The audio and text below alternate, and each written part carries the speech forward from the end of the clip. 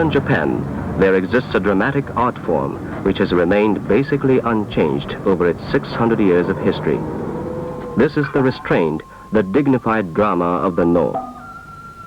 In Tokyo alone, there are 7 Noh theaters.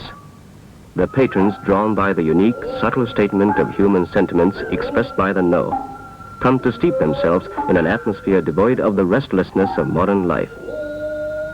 Man seeks not only the new, he turns to the old as well, for it is in the old that he finds the eternal spirit of man.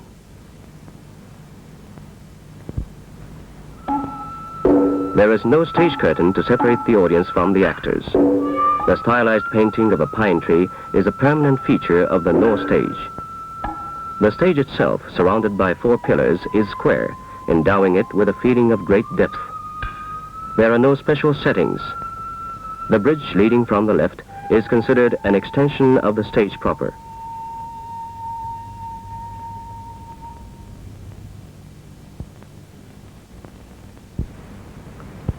All Noh performances begin in silence as the musicians quietly come on stage.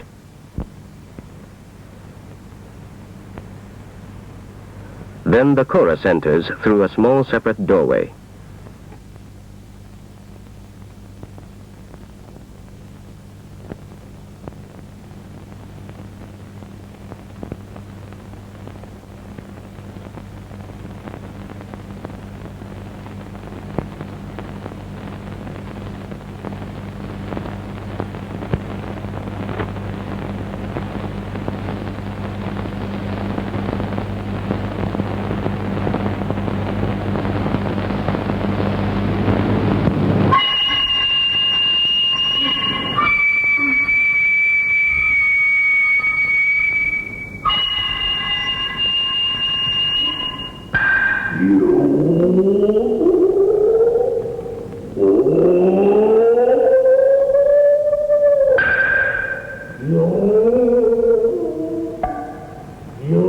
The music beckons the characters to the stage. A little time must elapse, however, before the audience can meet, through the actors, the historical characters to be portrayed.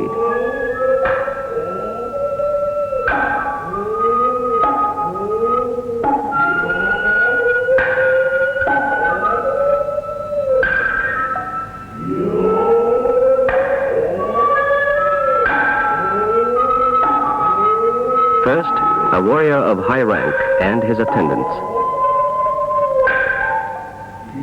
In the Noh, the bridge leading to the stage is often symbolic of a long journey, and also the passage linking this world with the one beyond.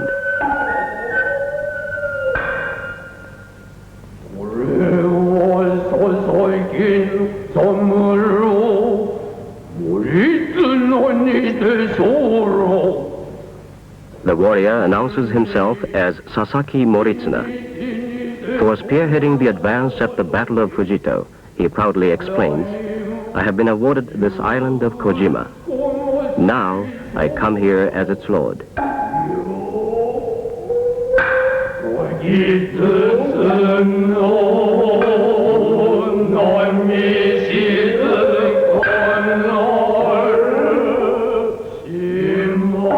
He instructs his attendants to make it known that those with any complaints may present themselves for a hearing.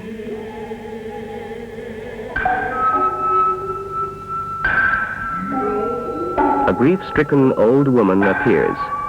She asks, "Is it true, as you say, that the lord of this island has arrived?"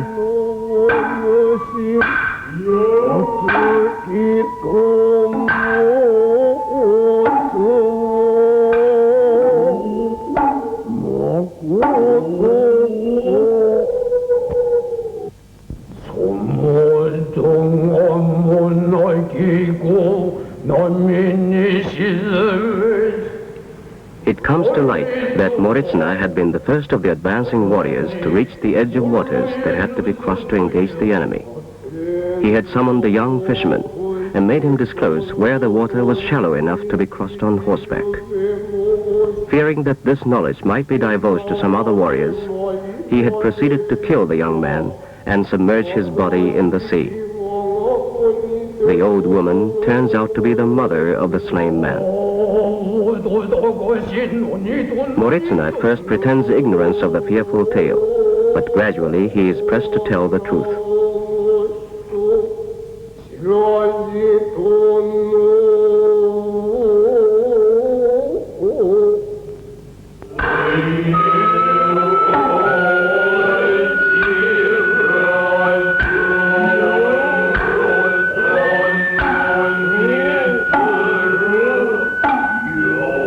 Consisting of beautiful prose and verse, the passages chanted by the chorus sometimes supplant what normally would be the lines of the actors. They also serve as narratives on the scene at hand.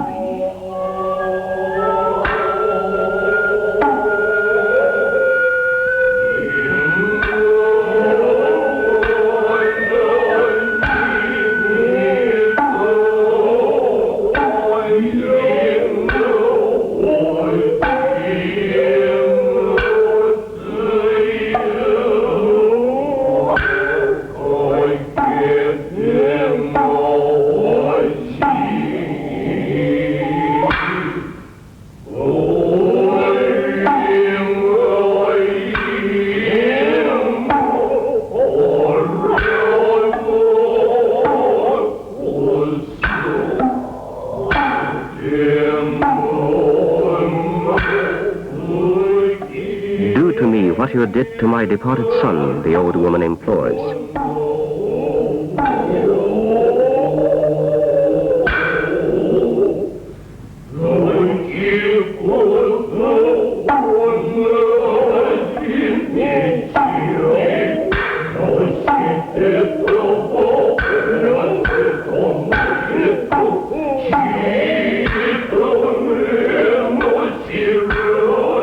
Give my son back to me, she now begs.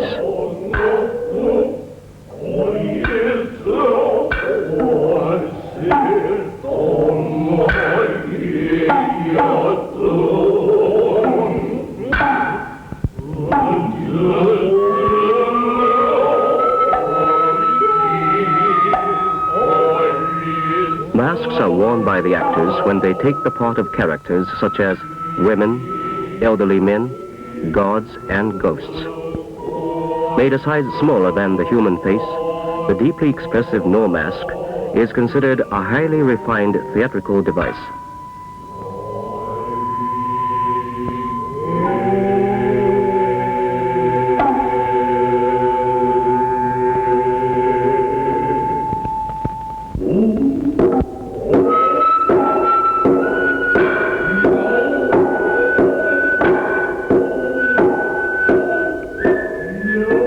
The actor who played the part of the old woman makes his second appearance, this time in the role of the ghost of the slain fisherman.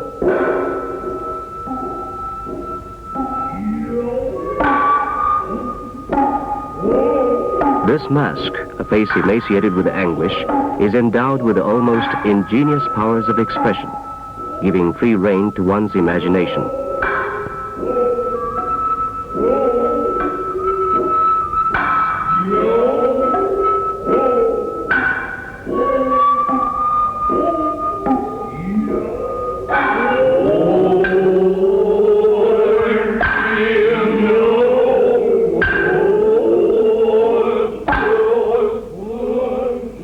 The ghost spitefully recounts the cruel fate of the obscure fisherman. He relates how the young man was taken to a rock in the sea and slain with an icy sword through his chest.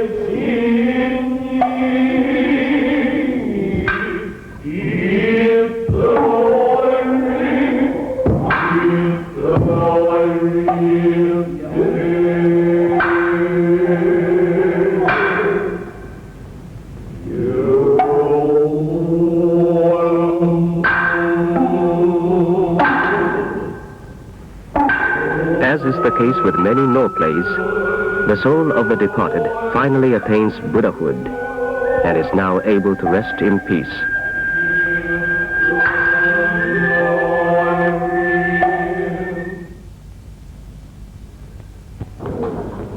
The intermission offers a chance to relax before the next number begins.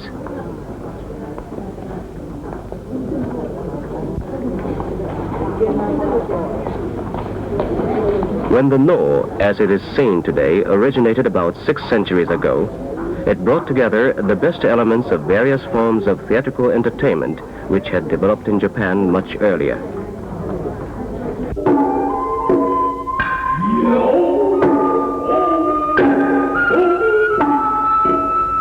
Thus, a number of Noh plays contain brisk dances and spectacular scenes. A festive Noh play.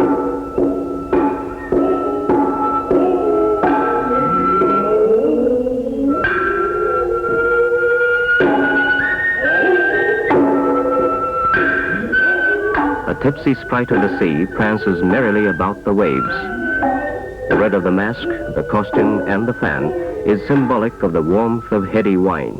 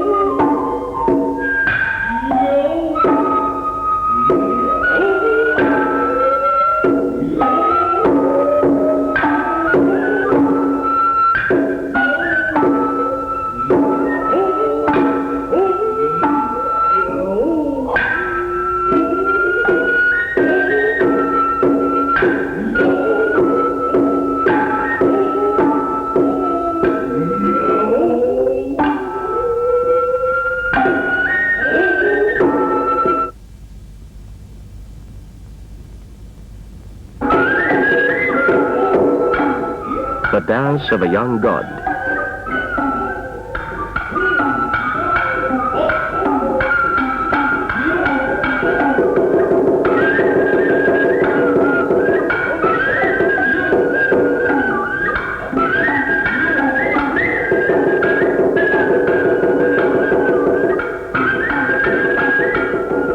This dance is derived from the folk entertainment performed at village festivals to call forth the gods and spirits and receive their blessings.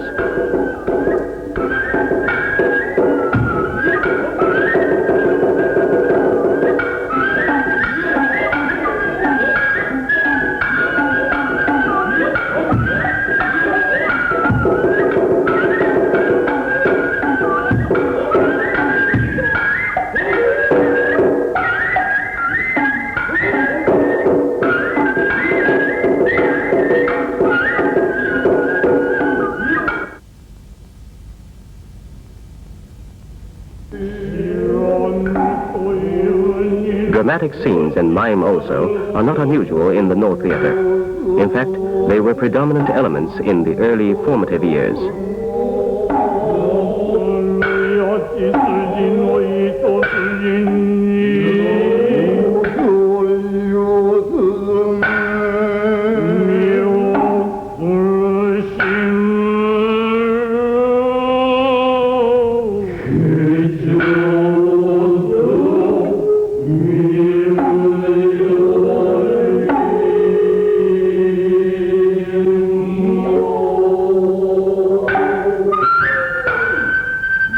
Dramatization of the tale of the struggle of a courageous general against the evil spell cast on him by a spider.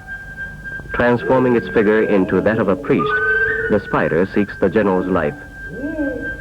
In some Noh plays, masks are not worn.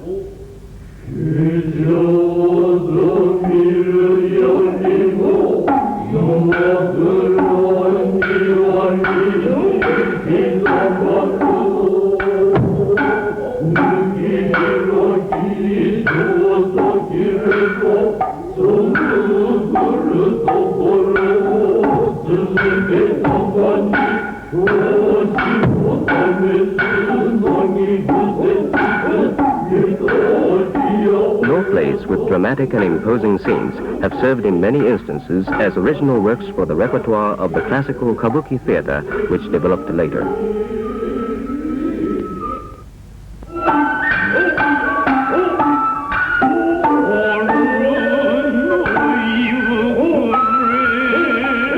One of these is dojoji, in which the setting is that of a temple where the cherry blossoms are falling in the twilight of the day.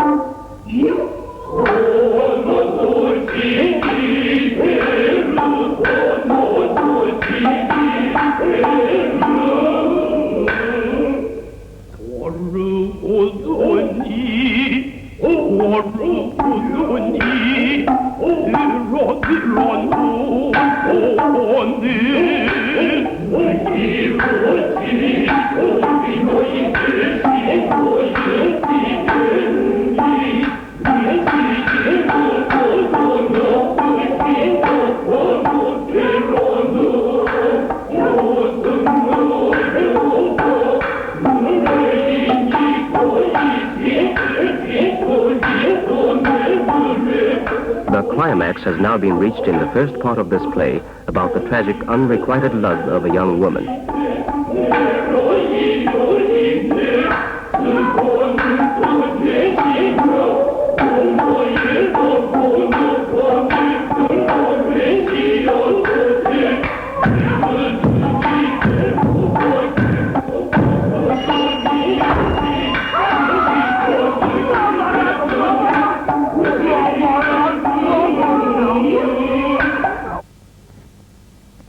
It was Zeami, founder of the present form of the Noh Theater, who succeeded in de-emphasizing the dominant position held by the sensational and the amusing in the Noh Theater of his day.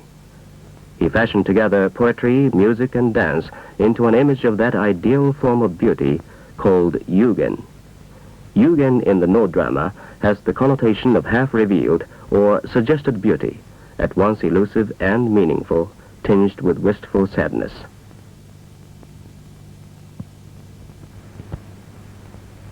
From the dressing room, the actor proceeds to the adjoining room of the mirror, and while awaiting his entrance cue, concentrates his entire being on the role ahead.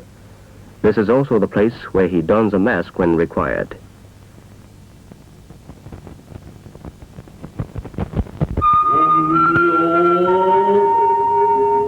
One of the most celebrated of Noh plays, Matsukaze, depicts the intense longings for a past love of two girls, who, though humble salt makers, are images of pure beauty.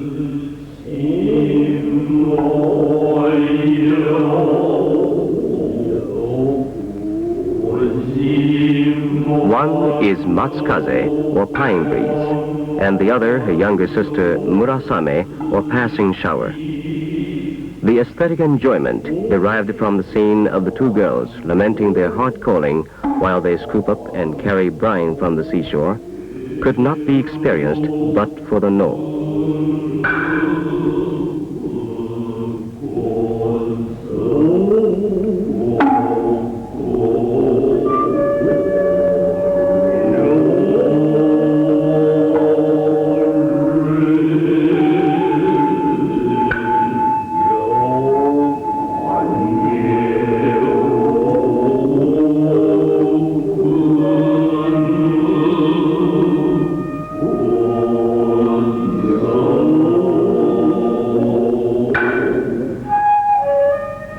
The heavy brine cart is represented by the smallest and most simply designed article which can accomplish the purpose. This simplicity of stage properties is another unique aspect of the Noh.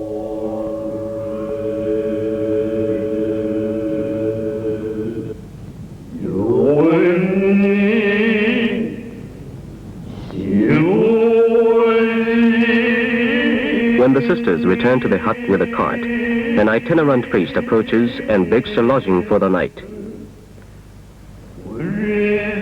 The priest had just told them about Arihira no Yukihira, an illustrious court noble, and his love for two girls during his brief exile.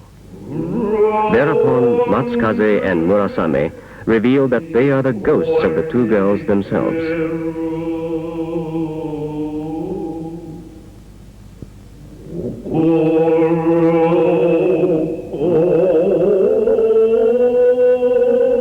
And they weep, recalling the past.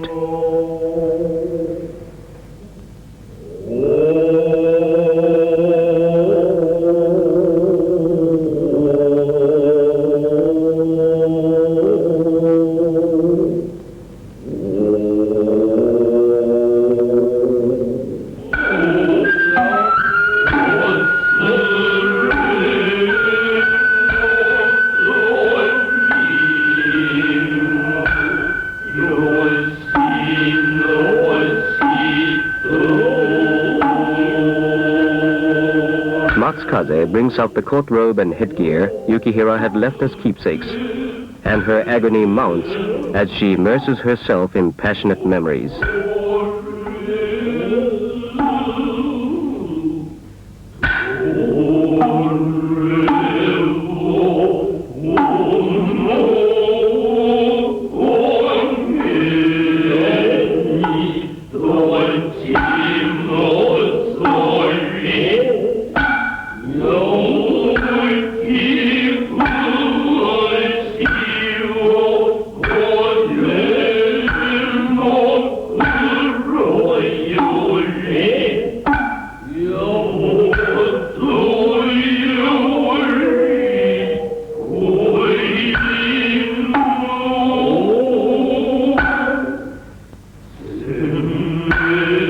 In many of the Noh masterpieces, the pure and eternally beautiful is portrayed in themes such as intense longing and the bonds of love. Here is one reason why the Noh has been able to live on through the centuries.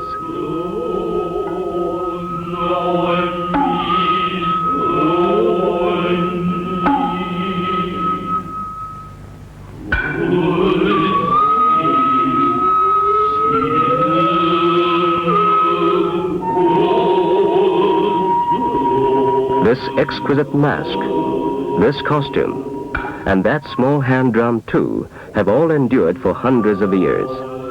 Even to this day, they retain a beauty undimmed by the passage of time.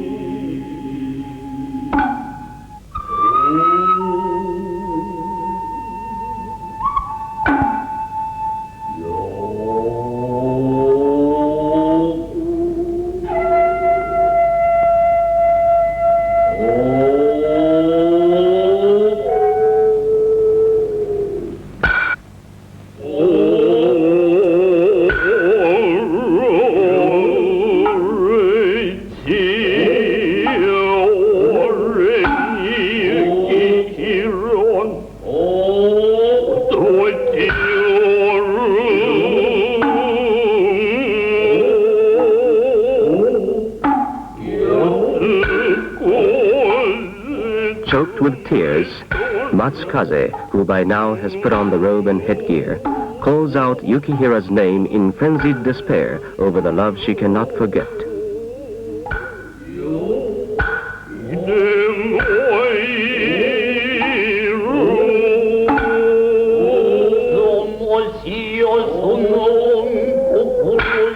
In Matsukaze's mind, the pine tree gradually assumes the figure of Yukihira. Her sister, who has been able to keep her wits, tries to calm her, but she will give no heed.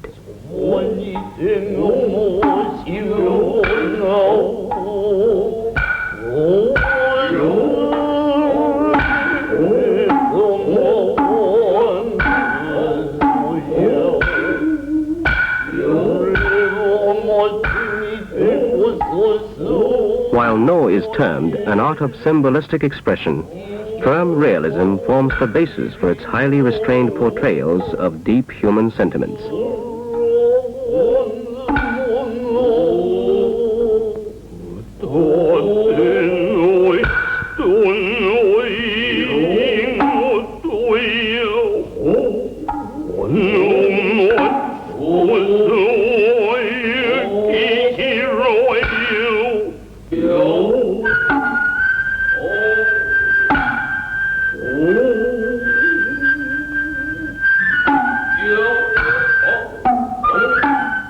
Even after coming to her senses, Matsukaze's heart is full with yearning for Yukihira.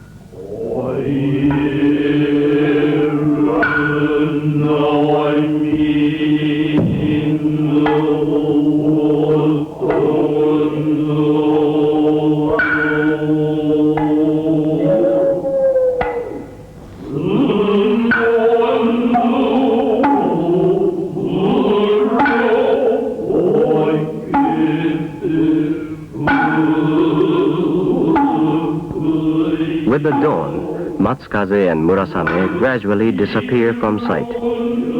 There remain only the murmurs of the waves and the whispers of the breeze in the pine trees.